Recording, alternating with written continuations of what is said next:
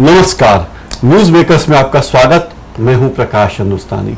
आज इस कार्यक्रम में हमारे खास मेहमान हैं इंदौर के ओरिएंटल यूनिवर्सिटी के चांसलर कुलाधिपति श्री के.एल. ठकराल जी। आपका बहुत बहुत स्वागत है ठकराल सर। मैं आपको धन्यवाद करता हूं। इंदौर में ओरिएंटल यूनिवर्सिटी खोलने का इरादा आपने क्यों किया, जबकि भोपाल में आपके ओरिएंटल कॉलेज 5 कॉलेज हैं? आपने भोपाल में क्यों नहीं यूनिवर्सिटी खोली? वास्तव में मैं समझता हूं कि विश्वविद्यालय का स्कोप इंदौर में बहुत ज़्यादा है। उसका कारण ये है कि जो एजुकेशन का जो एटमॉस्फेयर है वो इंदौर में मध्य प्रदेश के बाकी किसी भी और दूसरे शहर की निस्बत कहीं ज़्यादा है। और सबसे बड़ी बात यह है कि जो इंदौर स्टेट के जो रूलर्स थे उन्होंने इंदौर में शिक्षा को बहुत जल्दी शुरू किया और जिस कारण से शिक्षा का माहौल बन पाया। मैं कई बार लोगों से कहता हूं कि Holkars were the most enlightened rulers of a state even during the British times. और दूसरी बात यह भी संयोग है कि मुझे डॉक्टर भागीरथ प्रसाद ने भी कहा था, वो जब हमारे कॉलेज में आए थे तो बहुत खुश हुए भोपाल में, तो उन्होंने मुझे कहा ठकराल साहब आप विश्वविद्यालय बनाना चाहते हैं तो इंदौर उसके लिए सबसे सूटेबल जगह है। वहाँ पर मिडिल क्लास बहुत ज़्यादा है और शिक्षा का माहौल बहुत ज़्यादा है और इसके अलावा मुझे अच्छी फैकल्टी, अच्छा स्टाफ जो उपलब्ध होगा वो मध्य प्रदेश के किसी भी और शहर की तुलना में इंदौर से ज़्यादा मिलेगा। एक विश्वविद्यालय खोलने में कौन कौन सी परेशानियां आपको सामने आई? पिछले साल 2011 में आपने विश्वविद्यालय शुरू किया तो कई लोगों को अभी पता भी नहीं कि इंदौर में ओरिएंटल विश्वविद्यालय नाम का विश्वविद्यालय भी है। तो क्या परेशानियां आई और अब कैसे लोग उसको जान रहे हैं? पहली बात तो यह है कि विश्वविद्यालय स्थापित करने में मैंने काफ़ी कठिनाइयों का सामना किया।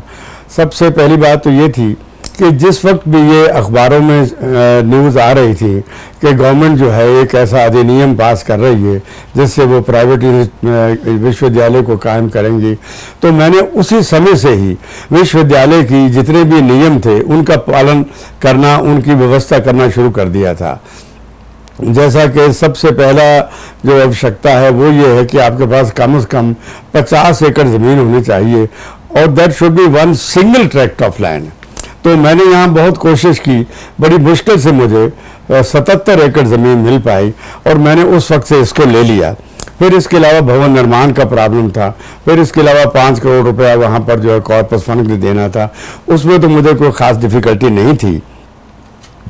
लेकिन खुशी की बात यह है कि ओरिएंटल विश्वविद्यालय इंदौर में स्थापित होने वाला पहला प्राइवेट विश्वविद्यालय है और उसके पीछे सबसे बड़ी बात जो मैंने आपसे कही, मैं अपने स्वभाव के अनुसार, नियमों के अनुसार काम करना चाहता हूँ, नियमों का पालन करना शुरू करता हूँ और ऐसी व्यवस्था करता चाहता हूँ कि मैं नियमों पर पूरा उतर पाऊँ। और यही सबसे बड़ा कारण है कि मैं पहला व्यक्ति हूँ, ओरिएंटल पहला ग्रुप है जो कि इंदौर में पहला निजी विश्वविद्यालय स्थापित करने में कामयाब हुआ है। अब आपने कहा कि मुझे क्या परेशानियां हो रही हैं, यही बात मेरा परेशानी का सबब बन गया है। सभी लोग जानते हैं कि इंदौर में खाली बड़े बड़े उद्योगपति, बड़े बड़े व्यापारी ही नहीं हैं, बल्कि इंदौर में एजुकेशन के फील्ड में भी बहुत बड़े बड़े हाउसेस हैं। हालांकि ओरिएंटल भी काफ़ी बड़ा हाउस है और उसने भोपाल से चलकर इंदौर में जो विश्वविद्यालय स्थापित किया है, मैं बहुत अफसोस से कहता हूं कि अभी तक भी वो बड़े बिग हाउसेज जो है ना, इस बात को पचा नहीं पा रहे हैं, इस बात को हजम नहीं कर रहे हैं कि बाहर से आकर कोई आदमी भोपाल का इंदौर का पहला विश्वविद्यालय बनाए। मैं ये भी कहना चाहूँगा कि जहाँ तक मैंने अध्ययन किया है, मैं पिछले 53 साल से मध्य प्रदेश में रहता हूँ, इंदौर का व्यक्ति अपने को सबसे ज़्यादा सर्वश्रेष्ठ मानता है। इन भोपाल का या ग्वालियर या जबलपुर का में इतनी भावना नहीं है, मगर यहाँ के लोगों में ये विचार ज़रूर है और वो इसी बात से पचा नहीं पा रहे हैं कि बाहर से आकर इस व्यक्ति ने कैसे पहला विश्वविद्यालय बना लिया। और यही कारण है, इंदौर के भी कई लोग कोशिश कर रहे हैं कि उनके शैक्षणिक संस्थान को विश्वविद्यालय का दर्जा मिले, लेकिन वो उसमें कामयाब नहीं हुए। तो भोपाल में आपके 5 कॉलेजेस हैं, ओरिएंटल कॉलेज हैं, अलग अलग फील्ड में हैं। क्या वे कॉलेज आपके ओरिएंटल इंस्टीट्यूट से एफिलिएटेड हैं? मैं आपको ये चीज़ बताना चाहूँगा कि ये जो निजी विश्वविद्यालय हैं ये एक प्रकार से कैंपस यूनिवर्सिटीज़ हैं, इनके साथ अफिलिएशन का प्रावधान नहीं है। गवर्नमेंट 5 साल के बाद बाकी दूसरे जो कॉलेज हैं उनका भी अफिलिएशन की परमिशन देगी। अभी तो जो कॉलेज जो भी एक्टिविटी इस कैंपस पर चलेगी वही इस विश्वविद्यालय के अधीन रहेगी। अभी आपके विश्वविद्यालय को वो यूजीसी की मान्यता है, यूजीसी की मान्यता प्राप्त 145 विश्वविद्यालयों में आपके विश्वविद्यालय का नाम है। यूजीसी की वेबसाइट पर जाकर भी हमने देखा, कई लोग कोई भी देख सकता है। लेकिन फिर भी इंदौर के आपके विश्वविद्यालय को लेकर आंदोलन क्यों हो रहे हैं? आंदोलन जैसा कि मैंने आपसे बताया है कि कुछ लोग मेरे पास पिछले 4-5 रोज से आए हैं, चाहने वाले लोग भी हैं, वो भी मुझे बल्कि जब ये देखकर खुश होते हैं कि हमारा किसी नियम का उल्लंघन नहीं है तो हमसे बहुत बेबाक और दिली बात करते हैं। मुझे यहाँ तक बताया गया है कि ये एक बहुत बड़ा षड्यंत्र किसी एक संस्था का नहीं है, बल्कि बहुत से लोग जिसमें से हर प्रकार के लोग शामिल हैं, उन्होंने एक एजेंसी बनाकर ये एक मुहिम जारी कर दी है कि किसी भी प्रकार से ओरिएंटल यूनिवर्सिटी को नाकामयाब किया जाए। और वरना हमारे यहाँ जैसा कि आपने स्वयं कहा है, हमारे पास AICTE के परमिशन है, हमारे पास UGC की मान्यता है और हम जो कोर्स चला रहे हैं वो बिल्कुल नियमों के अनुसार ही चला रहे हैं। आज भोपाल का ओरिएंटल ग्रुप का जो इतना बड़ा नाम है उससे सबसे बड़ा कारण यही है कि हम नियम के अनुसार काम करते हैं, हम गलत काम बिल्कुल नहीं करते। ओरिएंटल की काफ़ी गुडविल है और हम लोगों की एक फैमिली के तौर पर भी ईश्वर की कृपा से बहुत गुडविल है। मैं यही कहूँगा कि लोग पचा नहीं पा रहे हैं। आपने आरोप लगाया है NSUI के नेताओं पर, खास करके नितिन वानखेड़े और सिद्धार्थ यादव पे, कि उन्होंने आपके यहाँ आंदोलन किया, छात्रों को बरगलाया, और जो आंदोलन करने वाले लोग हैं उनमें यूनिवर्सिटी के, ओरिएंटल यूनिवर्सिटी के छात्र नहीं हैं। क्या ये आधार है आपका? मैं आपको सच बता रहा हूँ कि आज 1.5 साल से हमारा कॉलेज चल रहा है, 1.5 यूनिवर्सिटी चल रही है और यूनिवर्सिटी में कभी भी किसी प्रकार के कोई ऐसा प्रॉब्लम पैदा नहीं हुआ। सवाल ये कि अब 1.5 साल चलने के बाद लोगों को कैसे शक पैदा हुआ कि हमारी यूनिवर्सिटी जो है वो मान्यता प्राप्त नहीं है। दूसरी बात, मैंने अपने प्रतिवेदन में लिखा है कि 2 TIs के सामने इन लोगों ने स्वीकार किया, वानखेड़े ने भी और दूसरे मिस्टर यादव, सिद्धार्थ यादव ने, उनसे कोई पूछने नहीं जाता इन TI से कि आपके सामने लोगों ने स्वीकार किया कि हम संतुष्ट हैं। पहले हमें गलतफहमी ये थी कि हम आपकी जो व्यवस्था है उसको एक कॉलेज के साथ कंपेयर करते थे। अब हम समझे हैं कि कॉलेज में और विश्वविद्यालय में बहुत अंतर होता है, क्योंकि विश्वविद्यालय के पास कुछ प्रिविलेजेस होते हैं जो कॉलेज के साथ ना कभी होते हैं और ना कभी आ सकते हैं। मैं जब बार बार ये बात कहता हूँ, उन्होंने स्वीकार किया है, तो ये मीडिया वाले लोग ये लोग जाके उन TI से क्यों नहीं पूछते कि आपके सामने ये बात हुई थी?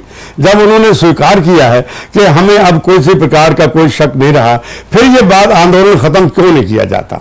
और उसे सच्ची बात यह है कि उनके पीछे उनके कुछ स्वार्थ हैं। और जो मैंने आपसे बात कही है, मुझे बगैर किसी तरह के दरवाजा खटखटा के एक आदमी रात को 8 बजे मेरे घर पर आता है, एक तरफ वो आंदोलन कर रहा है, दूसरी तरफ मेरे घर आता है। किसी ने आज तक उससे इस बात का सवाल नहीं पूछा क्या वाकई आप ठकराल साहब के घर में 8 बजे रात को गए थे? अगर वो इनकार करता है, कौन आपके घर आया था? मेरे घर आए थे यही जो सिद्धार्थ यादव, ये स्वयं मेरे घर पर आया था और उसने मुझे ये कहा कि हमें पहले दिन से मालूम है कि आपके यहाँ कोई इरेगुलरिटीज नहीं है, लेकिन सवाल ये है कि आपको हमारे साथ डील करना होगा, नहीं तो हमारा आंदोलन जारी रहेगा और हम आपके बच्चों को भी और आपकी पूरी व्यवस्था को बढ़ा देंगे और आपको पार्टी फंड में पैसा देना होगा। मैंने उनसे स्पष्ट रूप से, पार्टी फंड इनका जो NSUI की जो पार्टी है जी, इनकी जो अपनी कहूँ कि आपको ये तो मालूम होगा कि जितनी पॉलिटिकल पार्टीज हैं, चाहे बड़े नेता अपने जेब में डालें, वो नेता पार्टी फंड के नाम से ही हैं। अगर मैं ये बात गलत होती तो मैं इतनी कहने की जरूरत ना हो करता। और मैं सबसे कहता हूं कि आप यादव को बुला के पूछिए, आप उसे कहिए ऑन वोट बताइए कि आप ठकराल साहब के घर बगैर किसी सूचना के चले गए थे और आपका ठकराल के साथ पर्सनल कोई परिचय नहीं था। प्रेस कॉन्फ्रेंस में आपने कहा कि इन नेताओं ने, नितिन वानखेड़े जो NSUI के प्रदेश अध्यक्ष हैं और शहर NSUI के अध्यक्ष सिद्धार्थ यादव, इन्होंने आपसे 25 लाख रुपए मांगे तो क्या कहा कि सीधे उन्होंने 25 लाख रुपए मांगे? ये इन्होंने कहा कि आपको पार्टी फंड में पैसा देना होगा, तो मैंने उनसे कहा कि मैं किसी भी पार्टी फंड को पैसा नहीं देता हूं। ऐसा NSU का आंदोलन हमारे यहाँ जबलपुर में हो चुका है और वो भी एक ऐतिहासिक घटना थी, उनको भी सबक वहां सीखना पड़ा कि ओरिएंटल बाकी अलग है। मैंने कहा मैं तो बिल्कुल एक पैसा भी देने को तैयार नहीं हूं।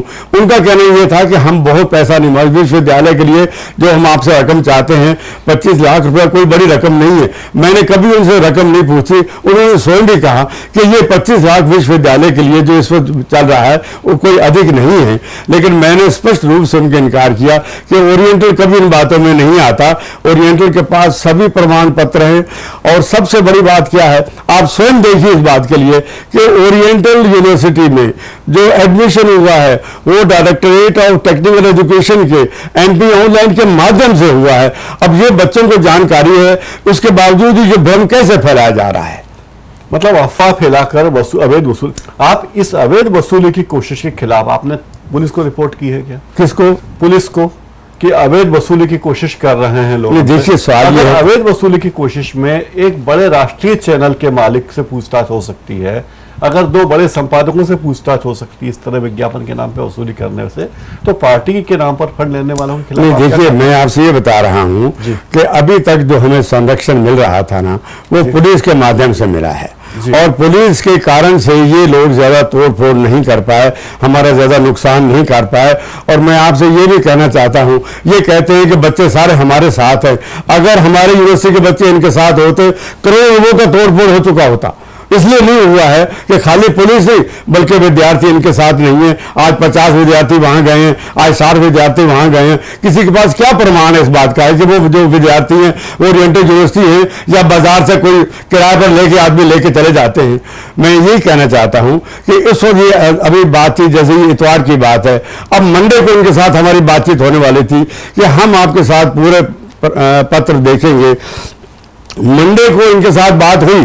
दूसरी बात यह कि ये चीजें कहना इतना आसान नहीं होता। मंडे को हमारे पास आए, जैसे मैंने आपको पत्र में भी लिखा है कि 4 बजे इनके साथ तय हो गया, इन्होंने स्वीकार कर लिया कि सब कुछ सही है। अगर ये बात समाप्त हो जाए तो मुझे क्या जरूरत है कि मैं जाकर इनके खिलाफ शिकायत करूं, क्योंकि मुझे यूनिवर्सिटी चलाना है, ना कि लोगों के साथ झगड़े मोल लेना है। यही कारण है कि मैंने उस वक्त जो चीजें, अब जो मैंने ये बात आपको बताई है, जब मैंने सबको बताया पत्रकार वार्ता में कि मेरे पास सब कुछ है और ये बिल्कुल संतुष्ट होकर चले गए हैं, तो ये पत्रकारों ने मेरे से पूछा कि आप बताइए फिर ये ऐसा आंदोलन क्यों कर रहे हैं? मैंने कहा निजी स्वार्थों के लिए कर रहे हैं, क्योंकि इनको पैसा चाहिए और उन्होंने पैसा मेरे से मांगा, मैंने उसको इनकार किया। ये एक विचार पैदा हुआ तो मैंने इस बात को कहा, वरना नॉर्मली कोई आदमी ऐसे पचड़े में नहीं पड़ता, लेकिन ये मुझे कहना ही पड़ा क्योंकि संतुष्ट होने के बावजूद भी अब आप देखिए एक बात को कि सोमवार इनके साथ निपट गया तो इन्होंने उसके बाद यानी कोई तोड़ फोड़ नहीं की, लेकिन इन्होंने विज्ञप्ति इशू नहीं की कि हमारे पूरे जो है ना संतुष्टि हो गई है।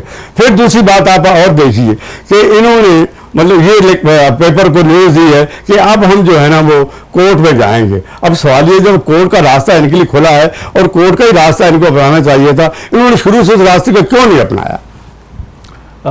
अभी आप कितने विद्यार्थी आपकी यूनिवर्सिटी में पढ़ते हैं? अभी लगभग 1200 बच्चे हमारे में पढ़ रहे हैं। और उनका ये कहना है कि बीटेक और कुछ डिप्लोमा पदों को, डिप्लोमा की परीक्षा को लेकर उन्हें आपत्ति थी। देखिए उनकी आपत्ति बिल्कुल निराधार है। मैं आपको एक चीज बताना चाहता हूं जो मैंने शुरू में कहा है कि यूनिवर्सिटीज के पास कुछ प्रिविलेजेस होते हैं जो हमने बार बार जनता को बताए हैं। हाँ, कि आपको अधिमान्यता की जरूरत नहीं, किसी नहीं मान्यता की, मतलब हम जो है ना प्रायर परमिशन की उसके बगैर भी हम कोर्स शुरू कर सकते हैं। अब प्रश्न ये है कि जब हम कोर्स शुरू करते हैं तो उसका इनटेक कौन फैसला करेगा? हम ही तो करेंगे। हाँ, उसका अब जब कोर्स हमने कहा कि हमने मैकेनिकल शुरू करना है तो ये इसलिए नहीं कहा कि मैकेनिकल में 60 रखो 100। हमने जो कुछ भी किया है वो उसके जो अधिकार दिए हुए, मैंने इसमें भी लिखा है कि हमारे अधिनियम और ordinances government of Madhya Pradesh एक स्पेशल गजट में पब्लिश कर चुकी है। हमारे ऊपर जो चीज लागू होती है वो अधिनियम और वो हमारे जो होते हैं स्टैट्यूट्स एंड ऑर्डिनेंसेस होते हैं, ऑल इंडिया काउंसिल का नहीं होता। हम उसके अनुसार कर रहे हैं और ये बच्चों को वर्गलाते हैं, हम उसके अनुसार एडजस्ट करते हैं। मैंने आमतौर पर ऑल इंडिया काउंसिल 7 साल के देती है।